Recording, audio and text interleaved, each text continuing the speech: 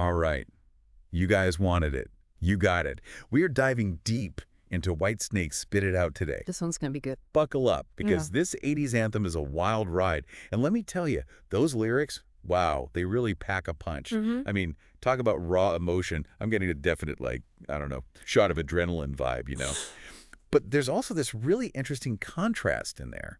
I'm curious to hear what you think about the overall feeling of the song. What's your take on it? Well, you hit the nail on the head when you called it an 80s anthem. Spit It Out just screams 80s hard rock. Like, it's got that power ballad energy down to a T, you know what I mean? And those lyrics, oh man, they don't hold back. Sugar-coated loving, silver-tongued tenderness. It's almost over the top. Yeah, but that's what makes it so good. Exactly. Yeah. It makes you wonder, was this a reaction to something? Culturally speaking, I mean. This whole straight-talking thing with relationships. Right, like were they pushing back against something? I think so, yeah. You look at the late 70s, early 80s, and there was a huge shift away from that, like sensitive singer-songwriter stuff. Everything had to be bigger, bolder, and Spit It Out, with its emphasis on honesty, fits perfectly into that whole wave of, what's the word? Self-expression. Yeah, raw self-expression. I'm with you on that.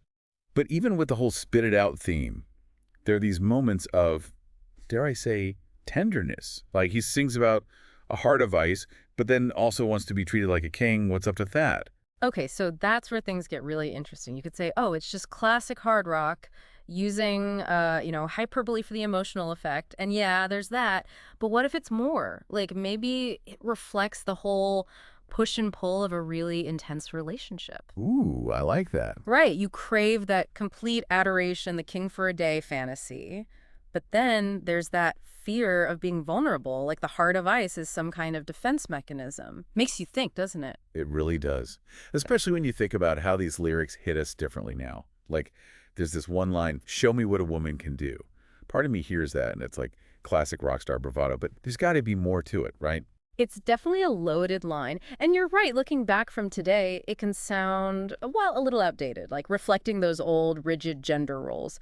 But then again, you could also see it as the woman having power, even if it's within the context of the singer's, desires. It just goes to show you art is open to interpretation, and those interpretations change with the times. So true. Spit it out, everyone.